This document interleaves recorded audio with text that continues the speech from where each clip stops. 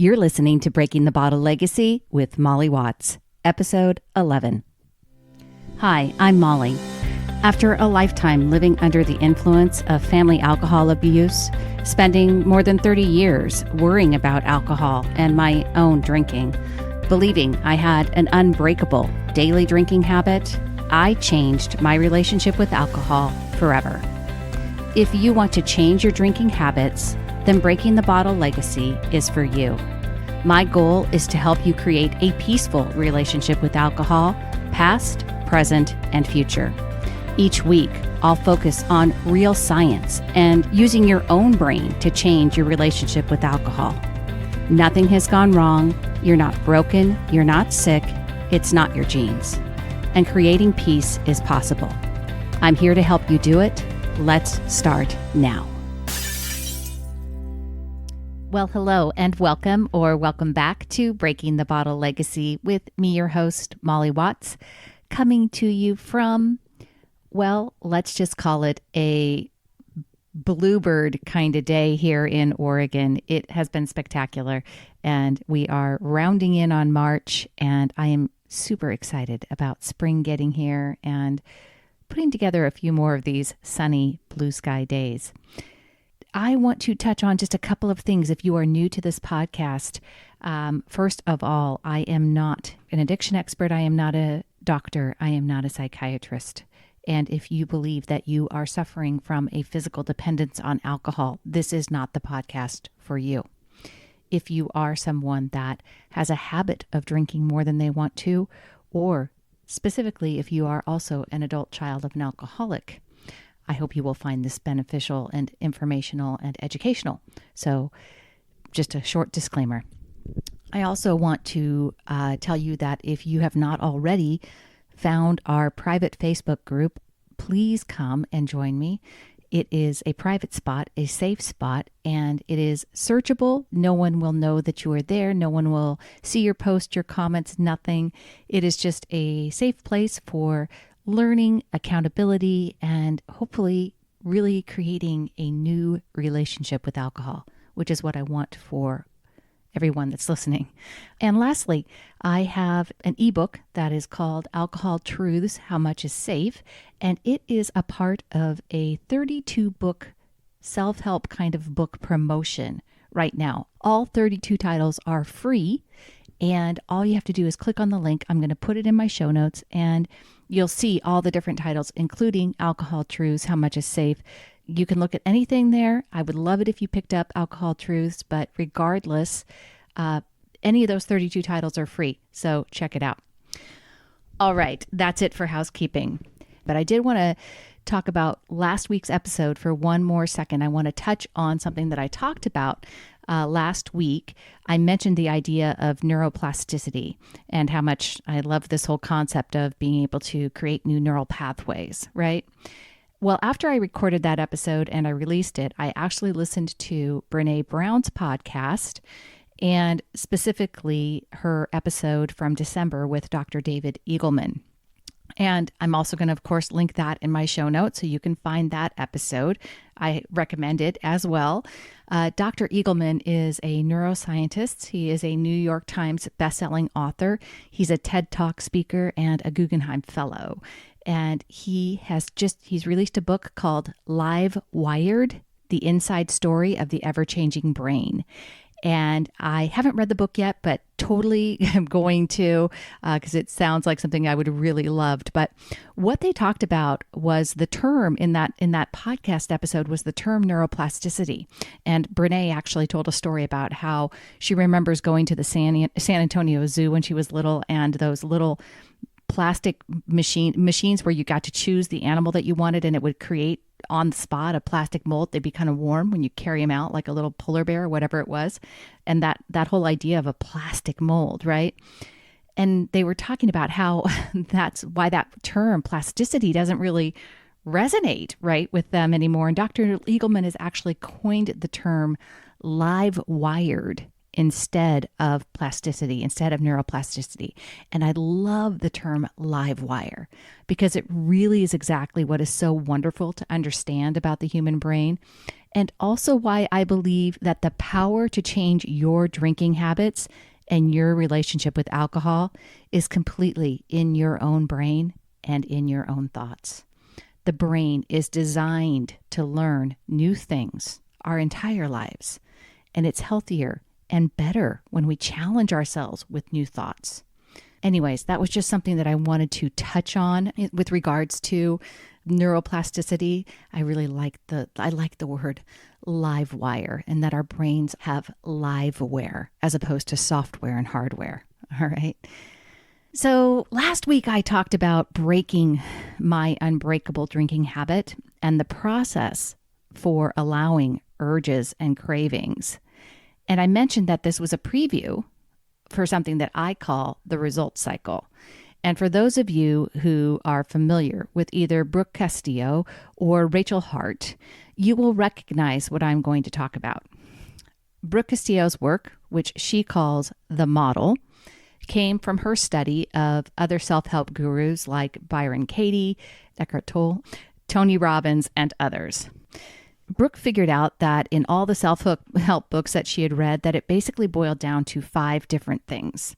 And the self-coaching model that she created, and as she defined it, really captured those 5 things.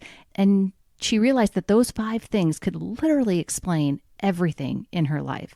Everything in the world literally fits into one of the 5 parts of Brooke Castillo's model.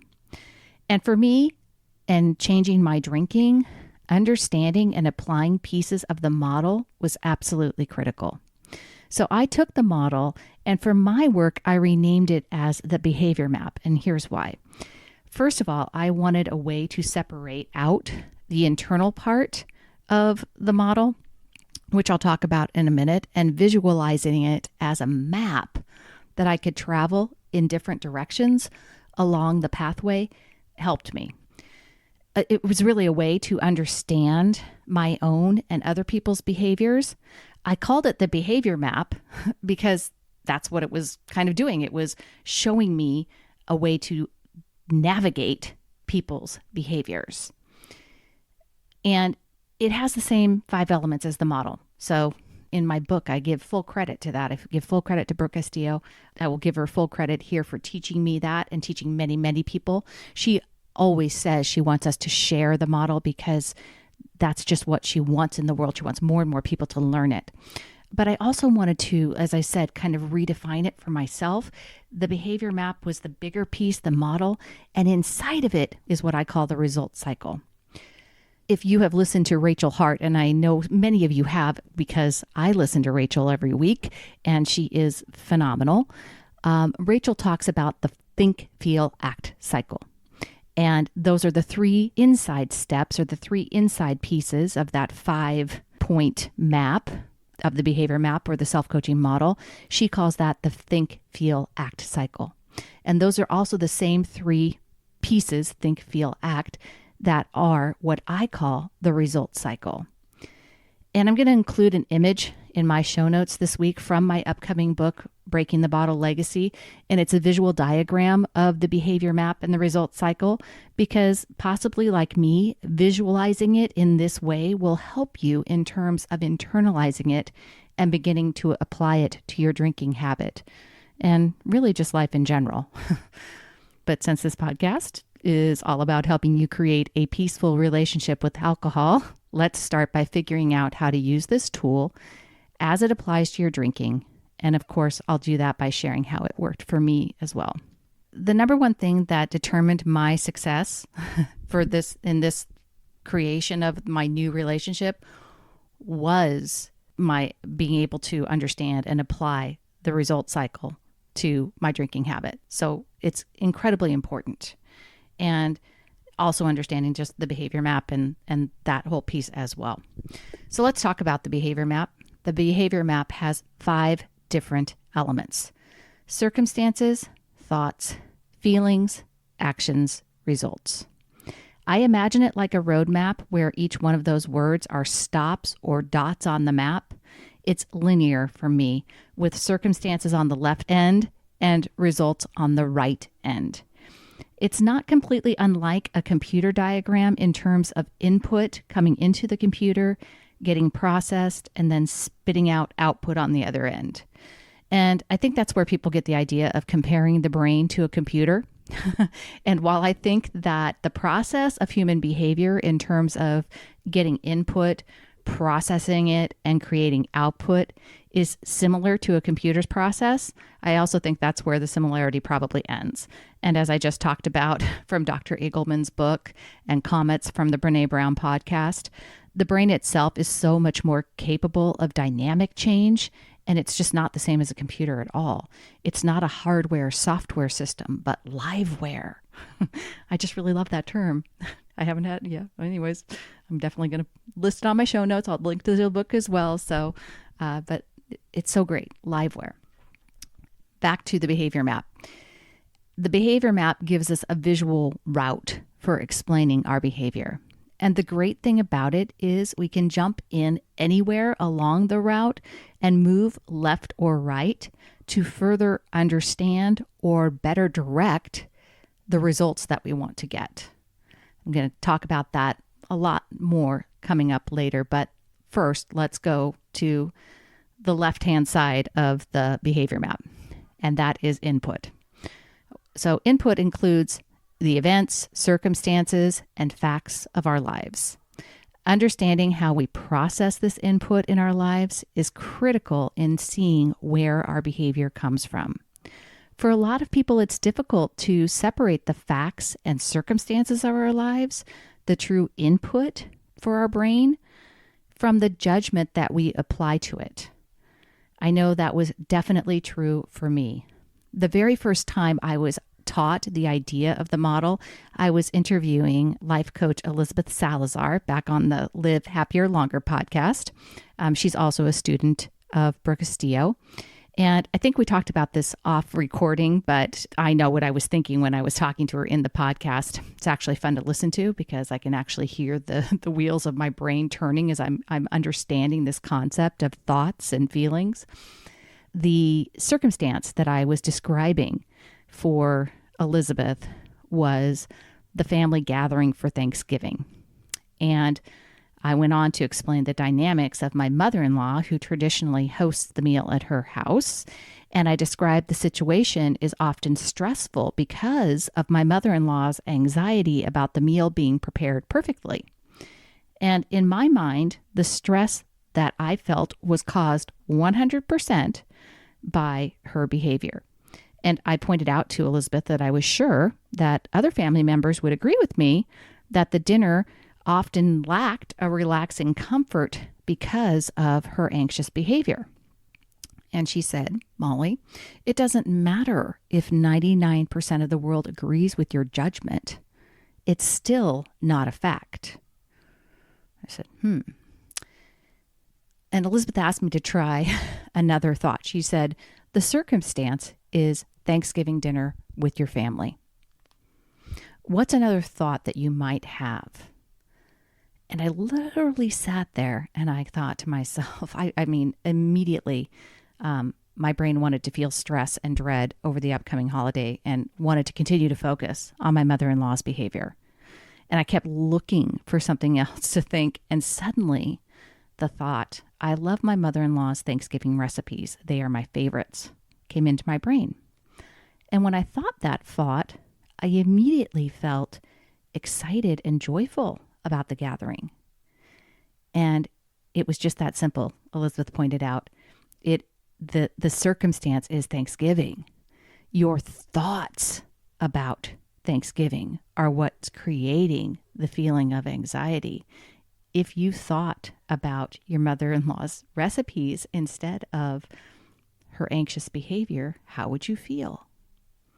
So true input, as I define it here for the behavior map, is a fact. It's something that that everyone in the world or in a court of law would be agreed upon by 100% of everyone. It's indisputable and neutral. Each input that enters into the result cycle, the interior part of the behavior map, and as it comes in, our brain analyzes that input and creates a thought.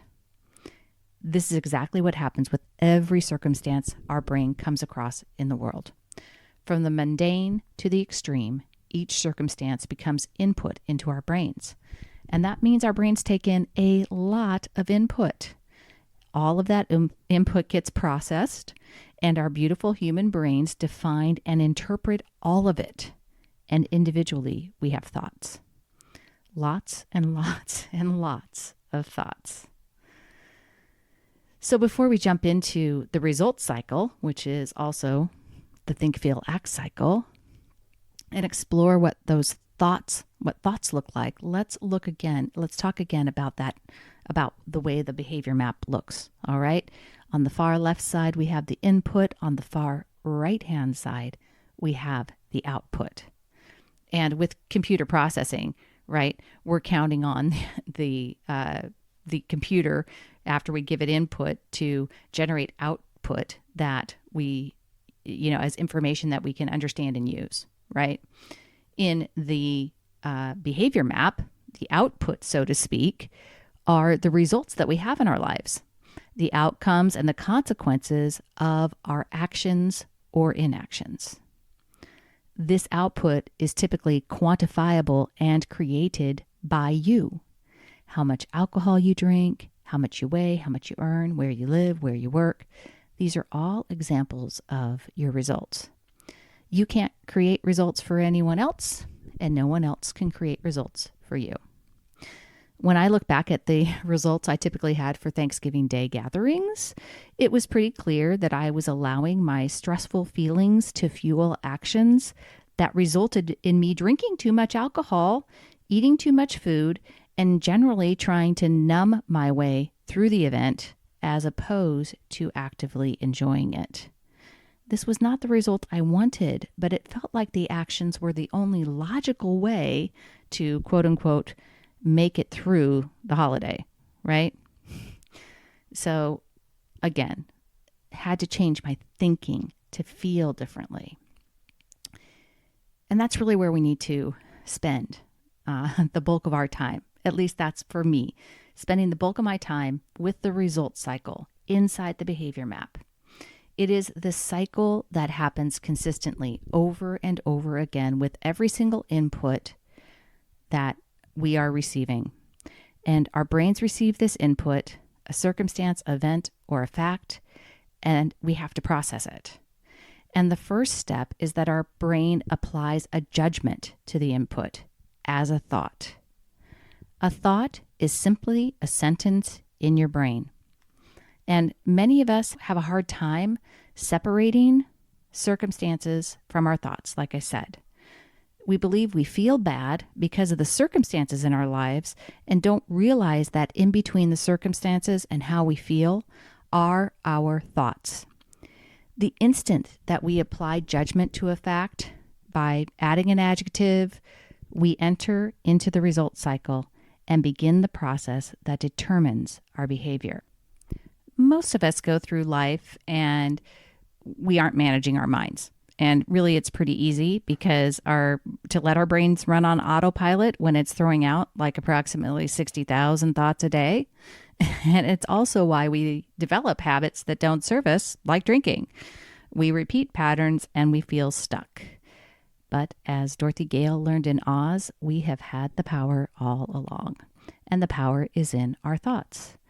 As Brooke Castillo says, if you haven't trained your brain to think intentionally, you will continue to repeat your past and have the same thoughts you've always had.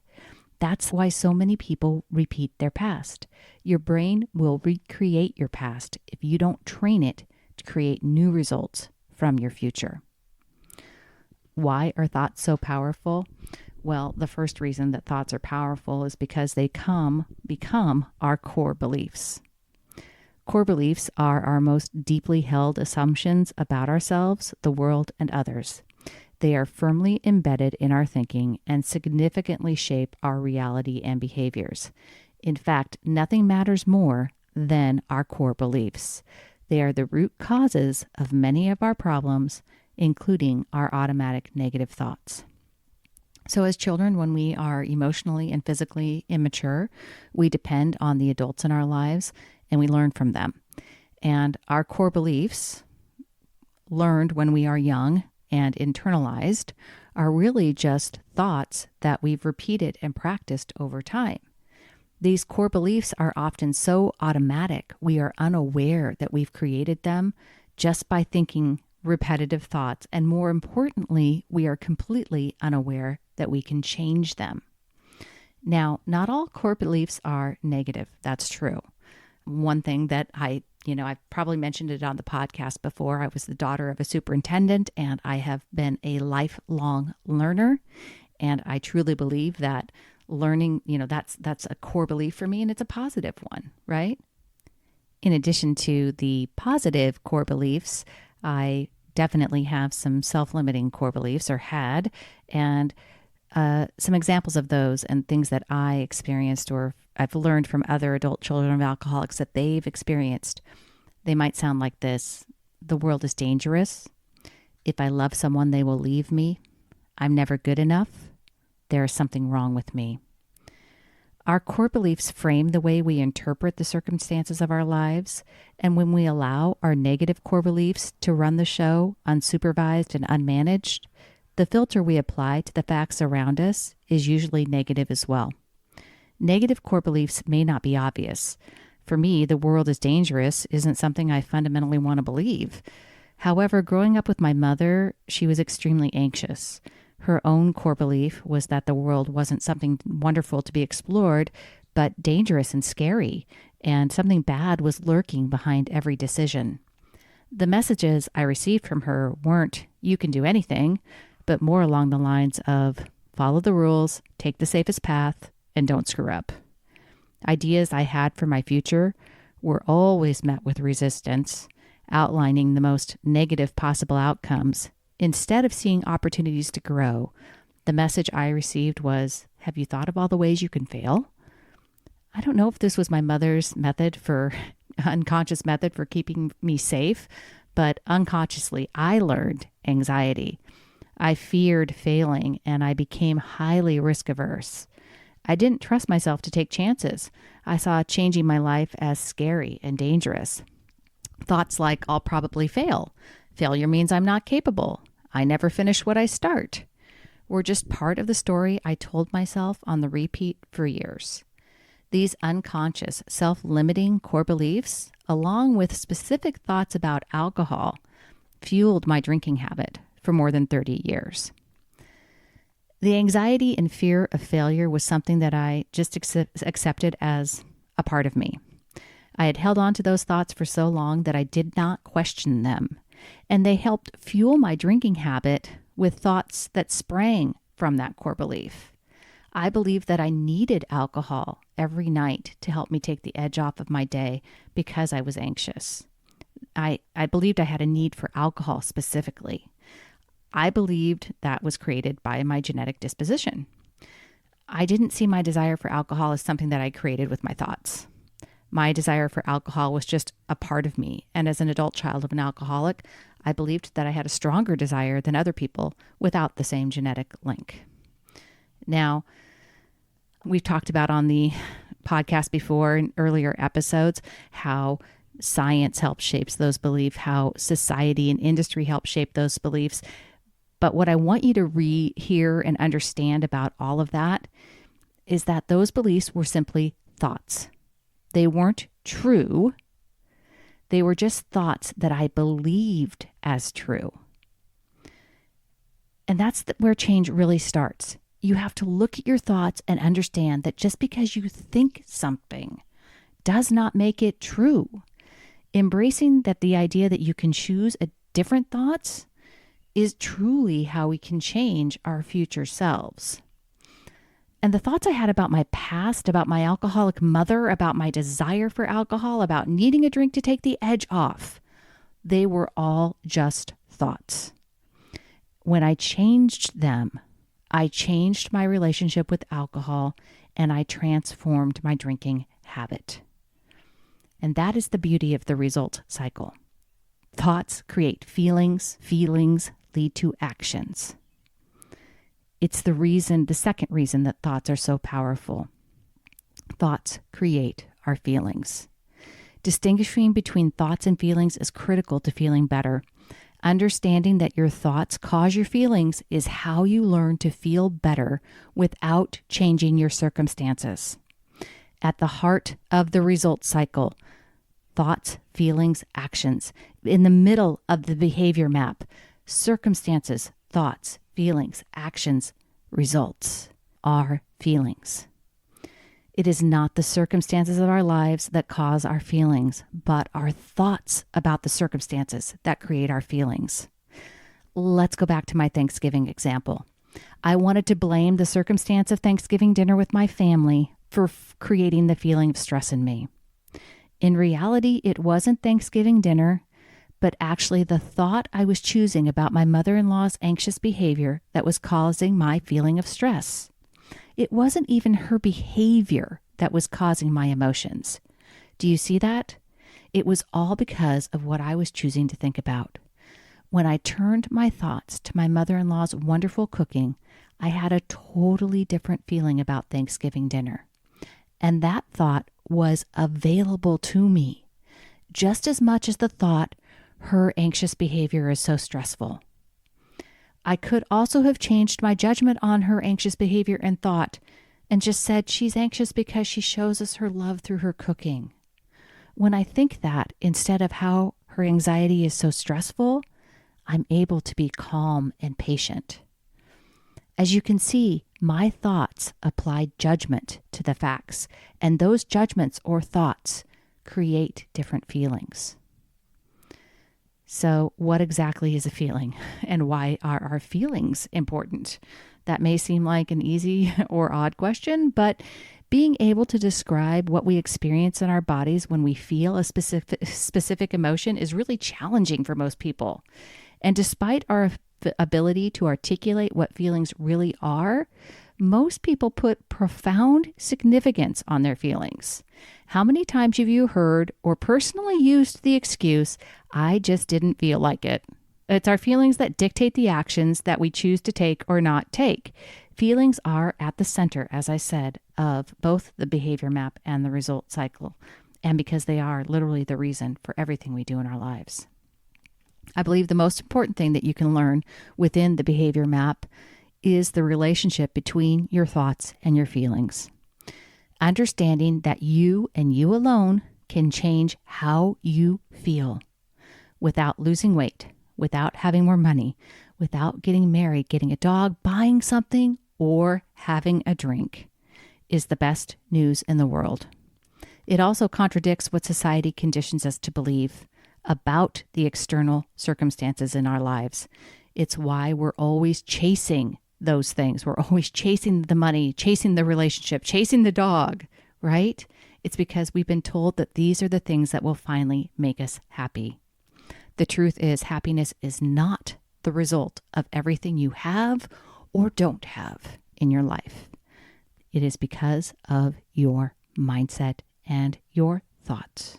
So in the next episode, we're going to talk a little bit more about feelings and go deeper into why, how to feel our feelings, right? One of the things I talked about earlier and talked about in my episode on being the adult child of an alcoholic was emotional immaturity. And I think that's really important. And being able to feel your feelings is a tool. And it is something that you are totally capable of. And once you understand that you are capable of feeling all of the feelings, the good feelings, the hard feelings, the sad feelings, that is when you get to experience the whole, full human experience. And that's what really life is about. It isn't about having this, perfect life that's always happy, right? It's being able to experience the full breadth of human emotion. And we don't do that when we drink alcohol to try to change how we're feeling, right? More on that next week. I know that was a lot of information. Again, I'm going to link everything down in the show notes. Going to share that diagram with you of the behavior map result cycle, also known as the self-coaching model or the think, feel, act cycle. Both of those things are a part of what I'm sharing with you. And I really hope you start to realize how much power you have to create the kind of relationship with alcohol that you want. You can choose to have a peaceful relationship with alcohol, past, present, and future. I know because I've done it, and I want that for you too.